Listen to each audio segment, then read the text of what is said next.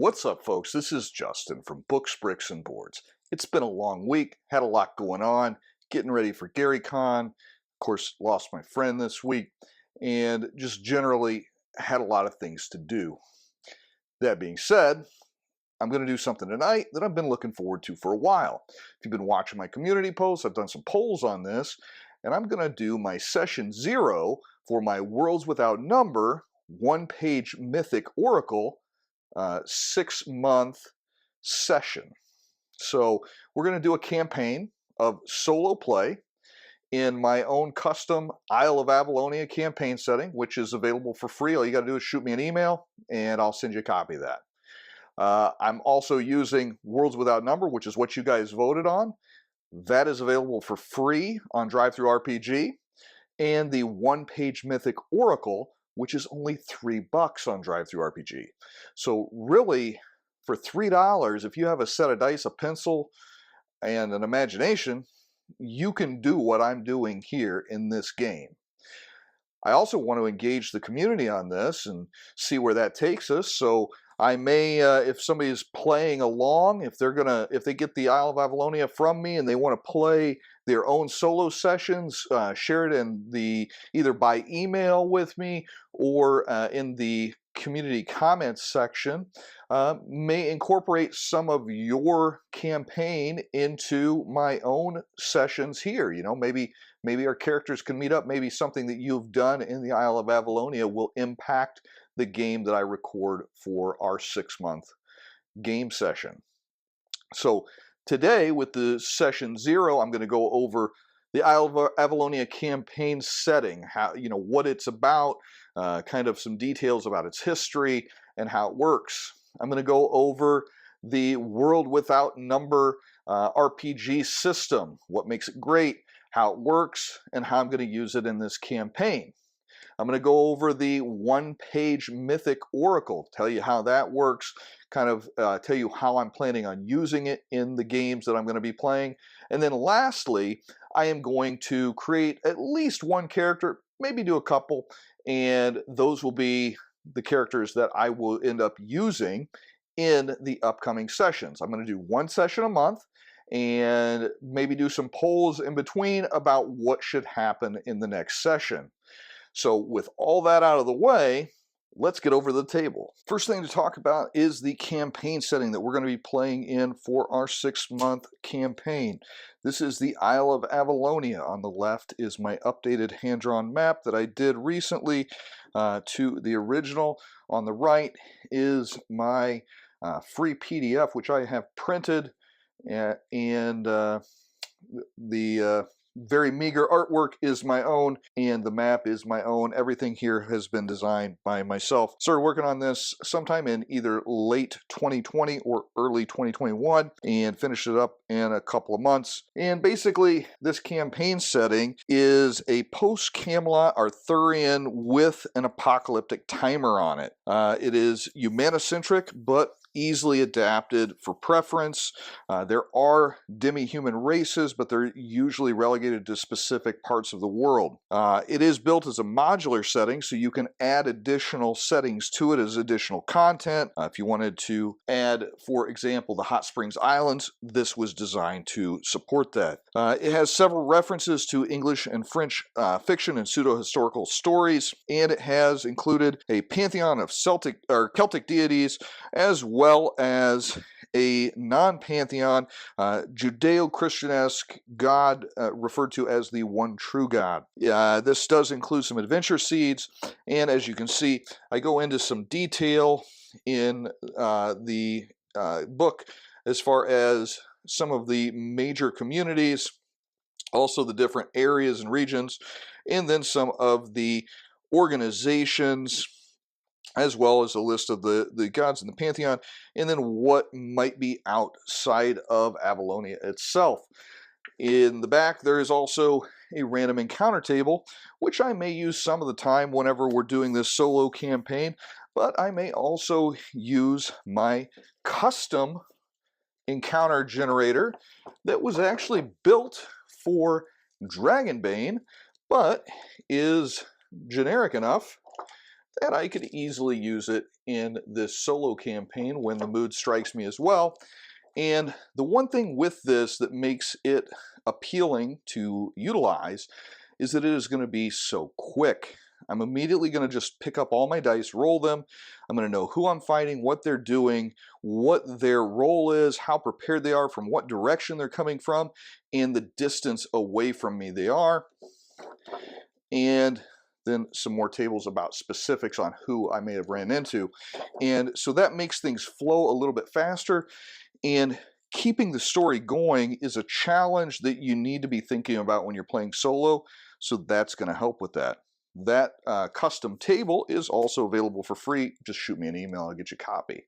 And the oracle I'm going to be using is One Page Mythic, which is this one laminated sheet behind one of my copies of the Mythic Oracle. The reason I don't have the whole thing displayed is I don't want to give away their product. But I can tell you about it, and it is an odds-based oracle where there's several different scaling options, 9 in total, from 50-50 to near certain.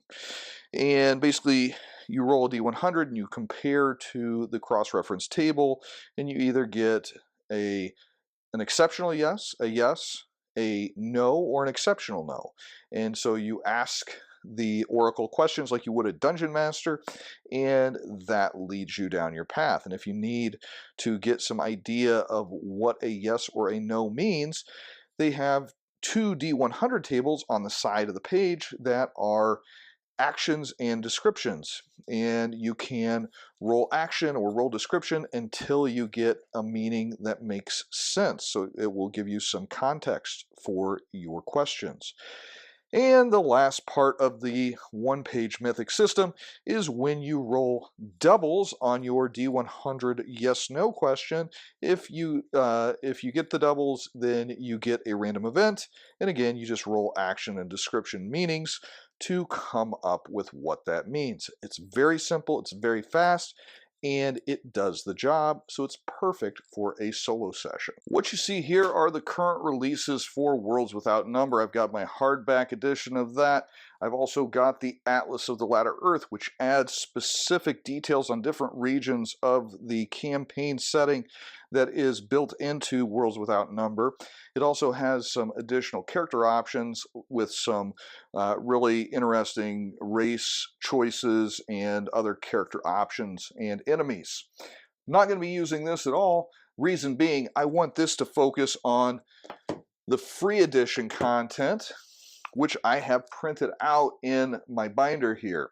So if you've been watching the channel for a while, you know I love to make kits for my game sessions, and I made this binder for Worlds Without Number before I was able to get a copy of the hardback. And this is just the book printed out. Now this is the deluxe version, but it's only the last 20 or so pages, which is the deluxe section. The beginning is all in the free section, and that's what I'm going to be using to play the game with you guys here in the very near future. So Worlds Without Number is one of my favorite settings. Kevin Crawford is one of my favorite authors.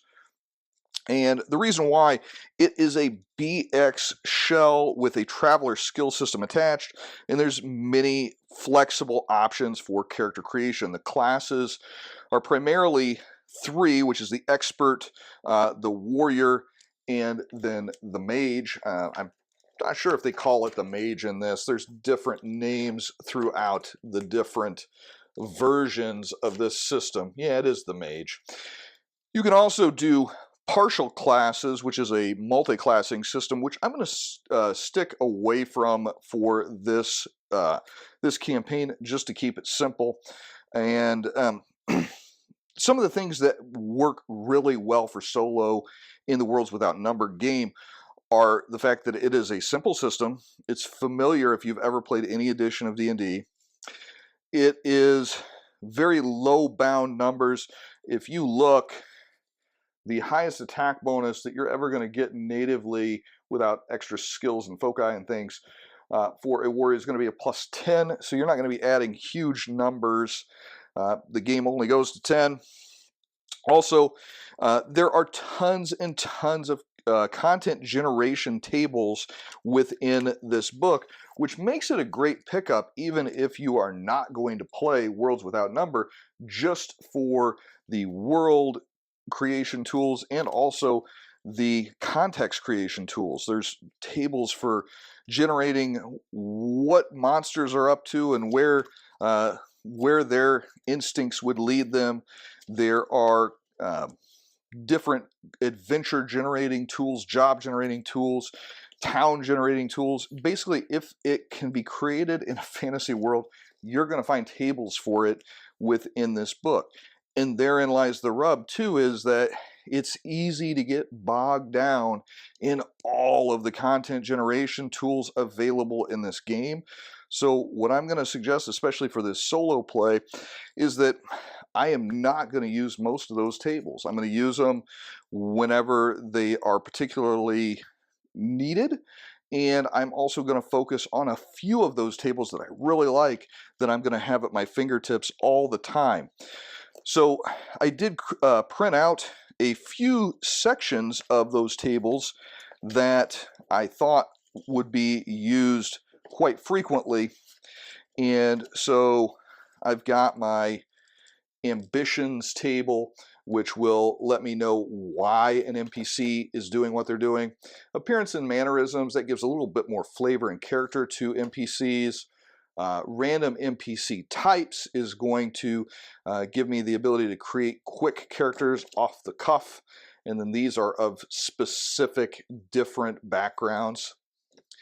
These are instinctive actions. This is going to be something I supplement my Oracle with, because it will tell me what kind of a encounter reaction would be natural to the enemy. So it gives me something to base my questions to the Oracle off of. And then one roll monstrous context, which I mentioned earlier, that is going to allow me to know exactly what drives a monster and why they are doing what they are doing. Now, I also printed off the system quick reference sheet. This is one of the great things that Kevin Crawford puts into most of his games, is a one-pager that tells you all the critical basic mechanics for the different aspects of the game. This is something that you should definitely have as a reference sheet if you're playing this solo, but also if you're going to play with a group, you should give each of them one of these to use at the table. Then on the back side, this is effectively the Worlds Without Number bestiary. It is very generic, but with a little flavor, a little addition of a special maneuver or attack here or there, you've got a ton of options here, and that's what I like about it. The other thing that I did print off was a quick summary of the character creation, because when we do that at the end of the video, this is going to come in handy. So as I mentioned, this is a great group of rules for solo play, also great for group play. You could use Worlds Without Number directly with TSR era D&D content, as I have. I've ran adventures in this with no conversion, just straight out of the book. There are some race and character options that are included in the Latter Earth expansion, which I mentioned, but we're not going to get into those in this campaign. The races themselves, they do take up one of your customization options called your foci. So if you do choose a race, you get some bonuses, but you miss out on some opportunities as well.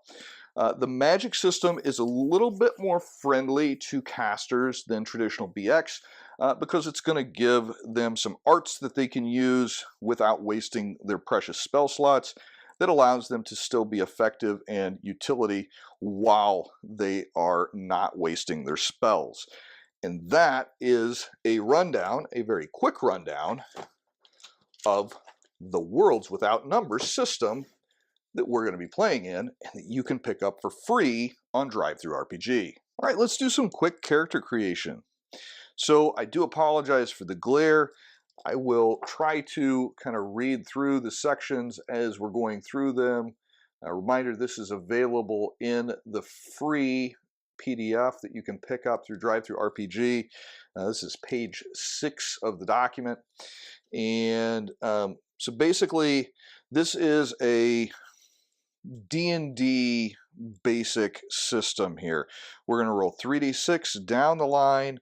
There is a twist that I'll get to in a minute. So we're going to start off. We got a 9. So that's a 9 in strength. A 10 in dex. A 10 in con.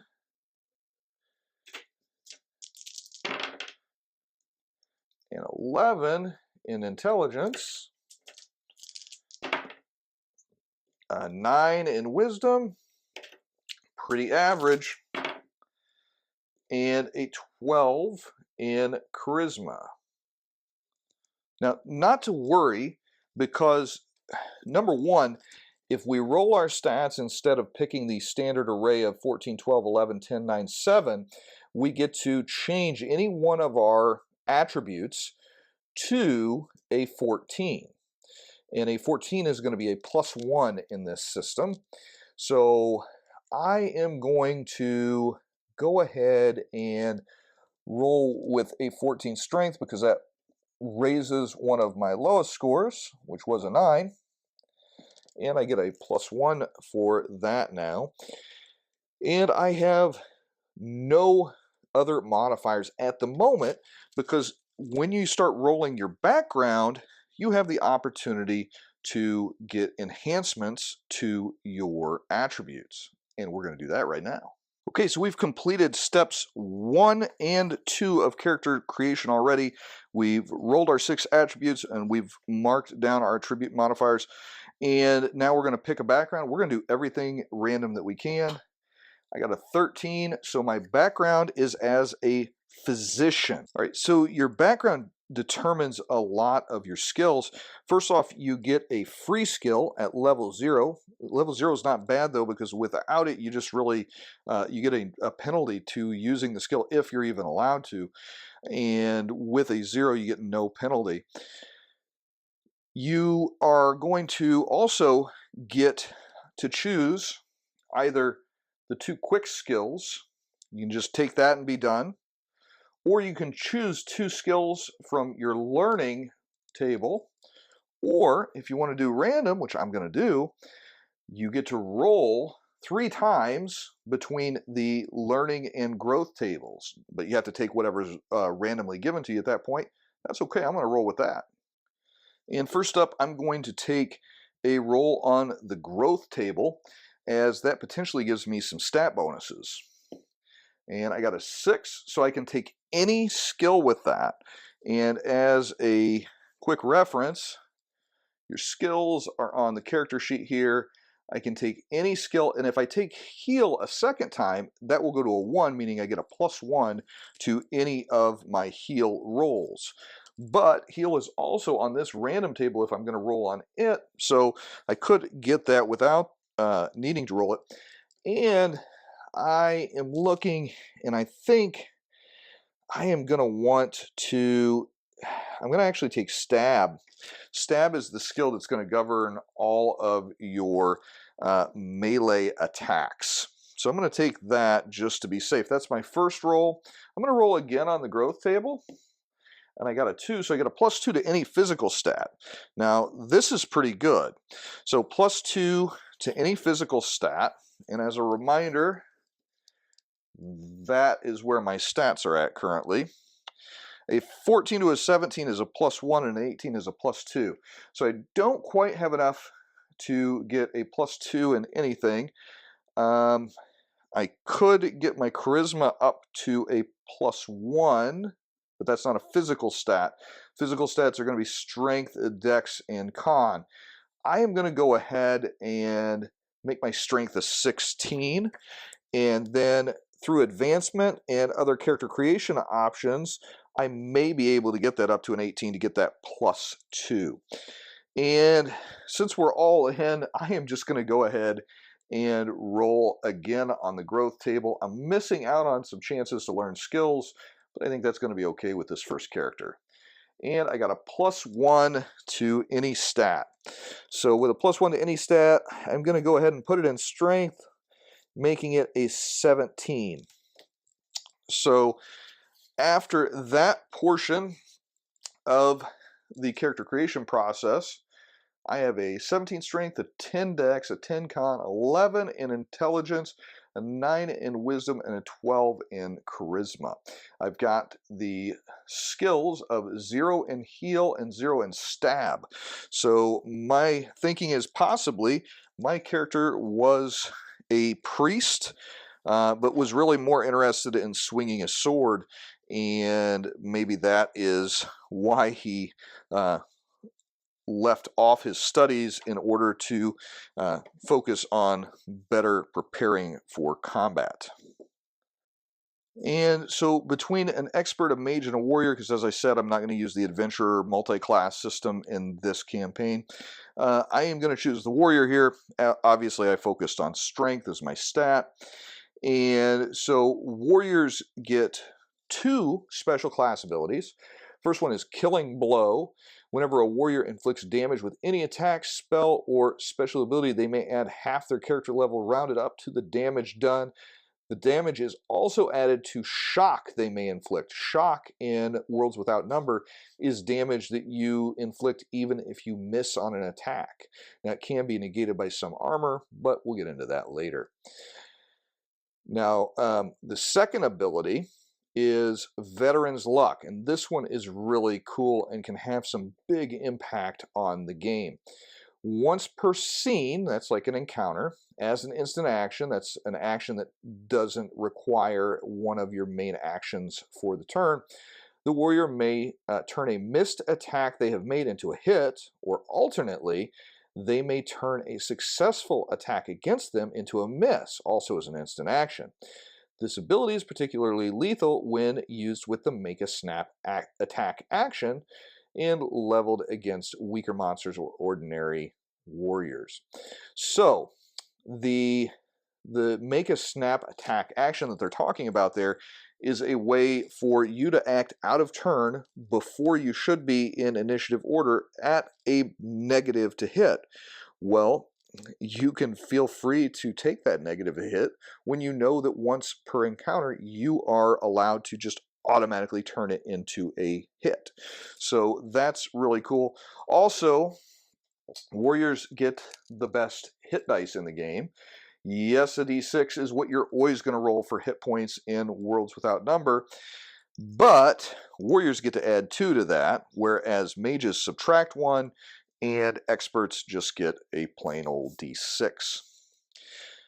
Warriors also get a +1 to their attack bonus to start with, and while everybody gets 1 free focus, warriors get 1 free focus of anything, and then an additional combat focus, which we're going to get to here in just a second.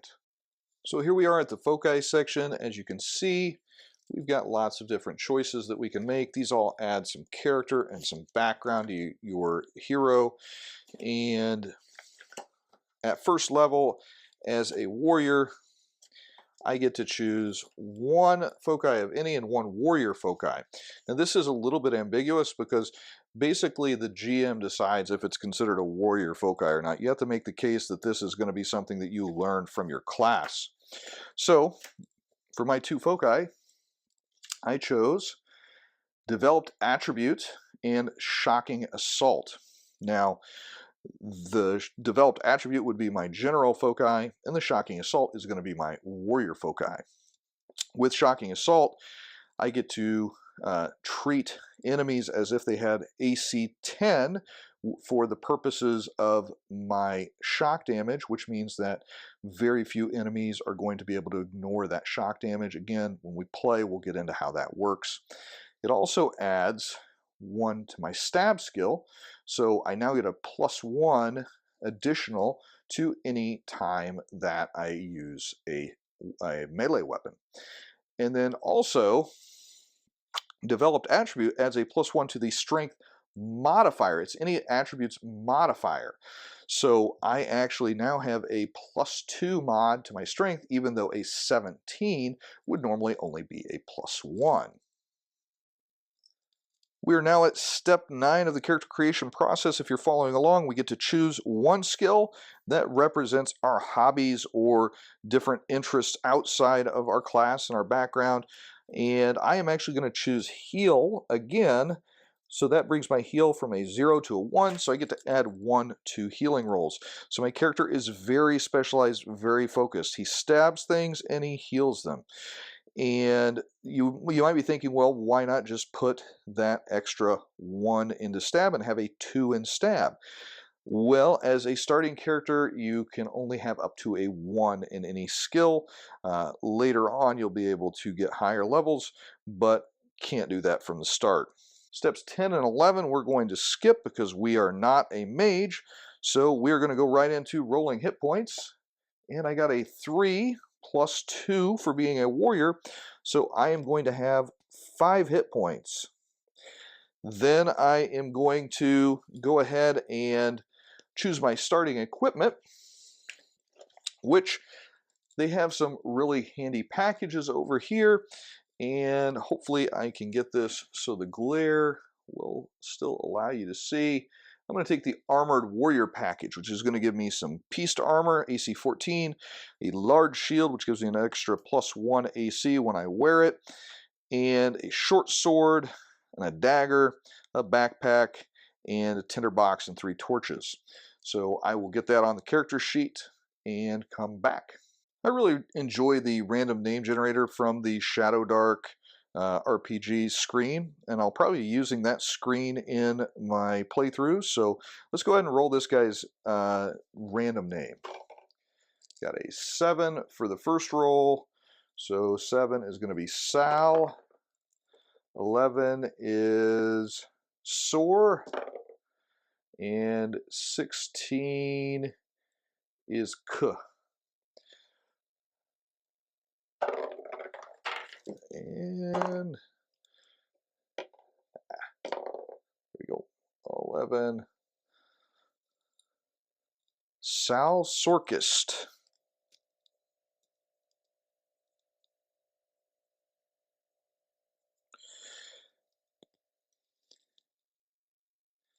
And we are going to say that he comes from Chapeltown, as he was a failed priest.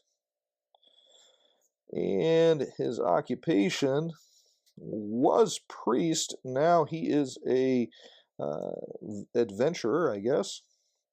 He's a human because I didn't use my free foci to choose other. And we will come up with a goal for the character later whenever we get into the games. I do need to set his saves, which is going to be 16 minus level minus your better of stats. There's 2 stats that are tied to each save. So physical saves, those are going to be like withstanding poison or being able to do manual tasks for long periods of time. Those are going to be based off of either strength or con, whichever is better. Evasion is going to be getting out of the way of a falling boulder or jumping out of the way of a fire-breathing dragon's breath weapon. That's going to be on the better of dex or intelligence. And mental is going to be based off of wisdom and charisma. And then there is luck, which is just no bonus at all. The only attribute bonus I have is strength. So that is going to be a 13. The other saves are all going to be 15 because they're 16 minus my level. And here we have our first character, Sal Sorkist, a first level warrior. He has his armor and shield and he's ready to go. He's a failed priest and has some healing experience because of that. And he is incredibly strong, but pretty well average in every other way. His, I guess, fortitude, his hit points, are pretty average for a warrior, and that is Sal Sorkist. That was a little bit faster than what I expected, so I'm going to go ahead and make a second character, and then I may make a third off camera to just have a little bit larger group to work with. So we're going to roll stats, and we've got a 7 for strength right off the bat, so not starting off too strong, quite literally. And then we got a 7 for dexterity as well, so we're not just going to be able to replace and be good with that. I got a 9 in con. Got a 13 in intelligence. Got a 17 in wisdom. That's pretty significant. And got a 12 in charisma. So we may have a caster here. Okay, as before, since I did roll my stats randomly, I get to change one of them to a 14. It's definitely going to be either my strength or my dex, because those are both 7. And with that choice, I think I'm actually going to choose dex.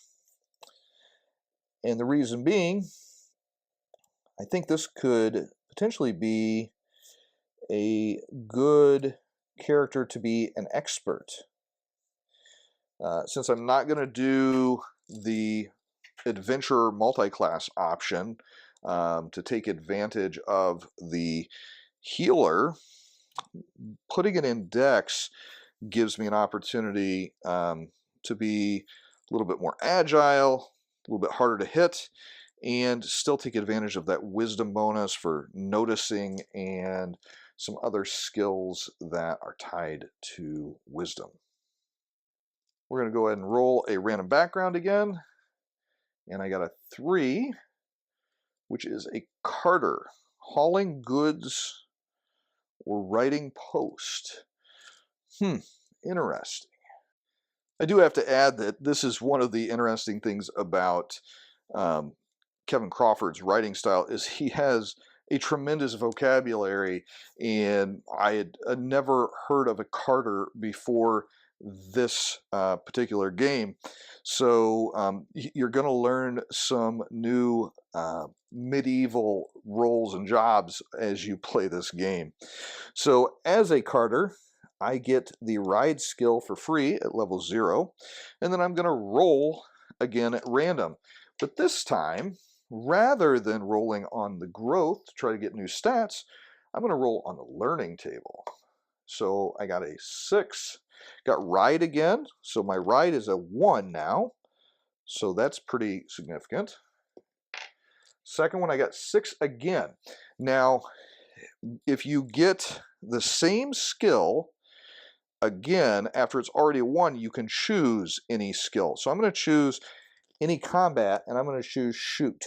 So that's my second roll. And then I got a 7, which is survive. So maybe my guy is a little bit of a hunter here. That's kind of cool.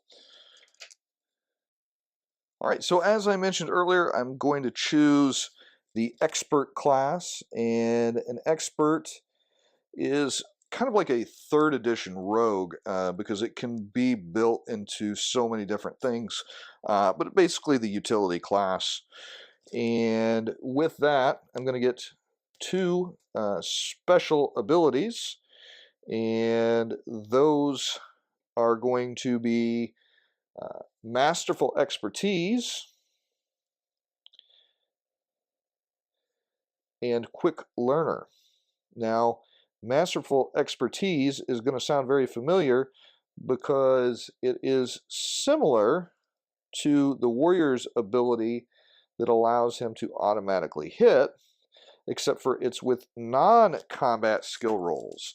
So I can immediately use this ability once per scene to change a roll to an instant success. Yes, I lied to you. Oh, sorry, not an instant success. You just get to re-roll. Not quite as good as what I remembered it being. So you get to re-roll 1 after you've failed. Quick Learner gives me some extra skill points as I'm leveling up, and that's not too bad either.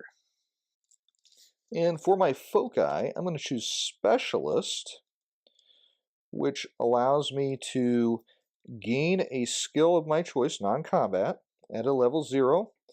And then when I use that skill, I get to basically roll with advantage. So I roll 3d6 and keep the higher 2. So Sneak is actually going to cover all of the traditional thief skills except um, for climbing, which is handled by Exert. My character just won't be doing any climbing. Otherwise, he's going to be pretty well covered. My second foci is going to be Deadeye. And I guess so technically I would take my primary focus with Deadeye because I can do anyone for that. And then I would take the secondary one as Specialist because Deadeye is more of a combat focus than an expert focused. But anyways, with Deadeye, I get a level of Shoot, which I already had 1, so that goes up to a 1 now. So I'm getting an additional +1 to hit. And I can ready stowed ranged weapons as an instant action. So even if I'm unprepared, I can grab up my bow very quickly and pop off a shot. And I can take shots with my bow in melee, but I'll take a -4 to hit penalty. But since I've got a -1 for my strength with melee weapons anyways, probably sticking with the bow is the best option either way. Additionally, I get to add my shoot skill to ranged damage. If you are following along, then I am now at step 9, and I get to choose an additional skill of any skill, and I'm going to choose a level 0 of Convince, which gives the ability to do a little bit of persuasion. I think that might be important. And with 12 charisma, with some level ups, might be able to make that into something that is going to be very useful. So we're going to roll our hit points, which is a straight d6, and got a 5. So same number of hit points as the warriors got. And again, I'm going to go with the kit that is available. I'm going to go with the Archer kit, which is going to give me a buff coat, a large bow, 20 arrows in a quiver, a dagger, a hand axe, a backpack, cooking utensils, and 1 week of rations, a water skin, tinderbox, and 3 torches, and 20 silver pieces in cash.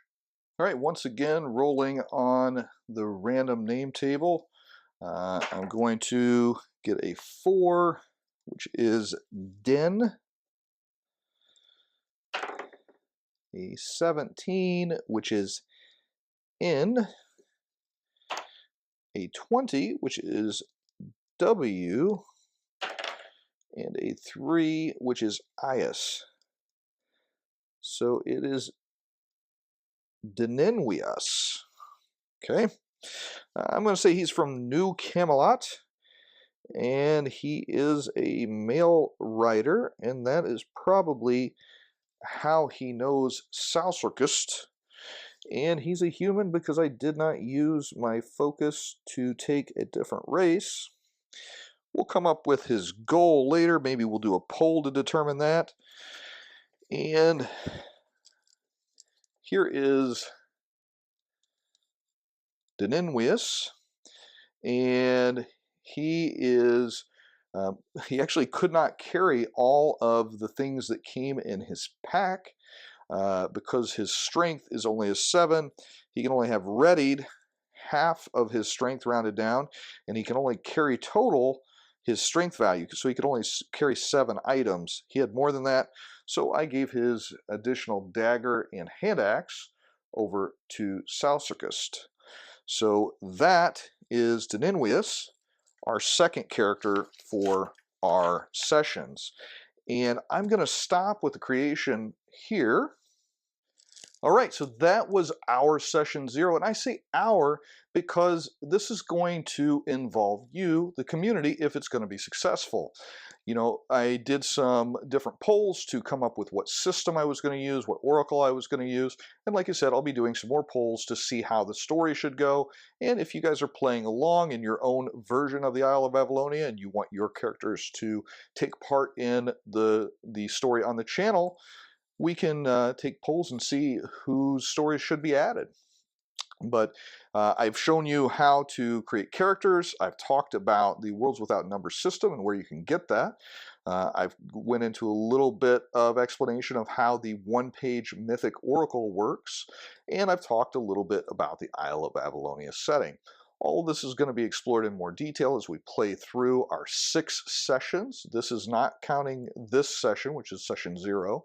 So I do hope that you guys enjoy it. I am doing this because I've gotten several comments from some of my more long-term and more engaged fans that this is something they'd like to see. So hopefully it goes really well and we finish this campaign up, and maybe we even do a different game after we're done. We'll have to see how it goes. But until next time, this has been Justin from Books, Bricks, and Boards. Good gaming, and God bless.